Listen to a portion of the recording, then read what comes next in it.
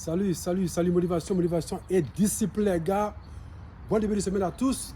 Que Dieu fasse que cette semaine soit vraiment meilleure pour chacun de nous. Et nous sommes dans le mois d'octobre, dans la première semaine.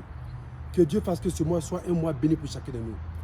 Pour que chacun de nous retrouve ce qu'il veut chercher vraiment. Que ce soit un mois vraiment de miracle. Alright? Ce que je voulais vous dire ici, pourquoi tu acceptes que la misère t'enchaîne?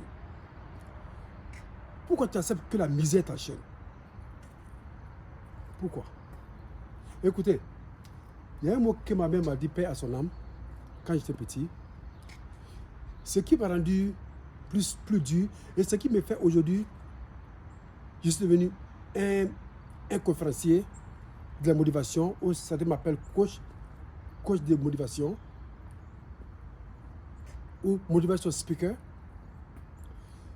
Une fois, je suis arrivé de l'école, j'étais au CE1 ou bien au CE2 là. Et il y avait un truc qui se passait au quartier où tous les enfants devraient avoir une montre. En ce moment, les montres sortaient là. Et je suis allé voir ma mère. J'ai dit, ah, maman, je veux une montre. En ce moment, les montres coûtaient peut-être 300 francs, je crois bien. Donc quand il a dit ça, il dit, waouh, 300 francs. Elle dit, mon fils, je suis pauvre. Ton père est pauvre. Mon fils, je vais te dire quelque chose, tu dois faire ça toi-même. Mon fils, si tu crois que quelqu'un viendra pour t'aider, ce n'est pas possible. Nous, on n'a rien. Je suis désolé de te dire ça, mais nous, on n'a rien. Donc, tu dois prendre ta vie en charge. Donc, vous voyez, depuis la France, j'ai eu ce son-là dans mon oreille. Donc, ça m'a rendu encore plus fort. Voilà pourquoi je suis devenu un grand motivateur, un coach, mais surtout de la motivation, pour encourager cette jeunesse-là. Pour vous dire que si tu ne continues pas de chercher fort, si tu ne continues pas de te lever très très fort, si tu ne continues pas de te lever chaque jour très tôt le matin et entrer tardivement et apprendre ce qui est vraiment difficile, tu ne pourras pas t'en sortir. Il ne faut jamais jeter l'éponge, quel que soit que c'est dur. Ne jette jamais l'éponge. Ça sera dur, mais personne ne viendra pour te sauver parce que c'est ce que moi on m'a dit. C'est ce que ma mère m'a dit. Ma mère m'a dit que personne ne viendra m'aider. Ma mère m'a dit ça à mon jeune âge. Il dit, Salif, personne ne viendra t'aider. Elle dit, moi-même, je ne peux pas t'aider. Waouh!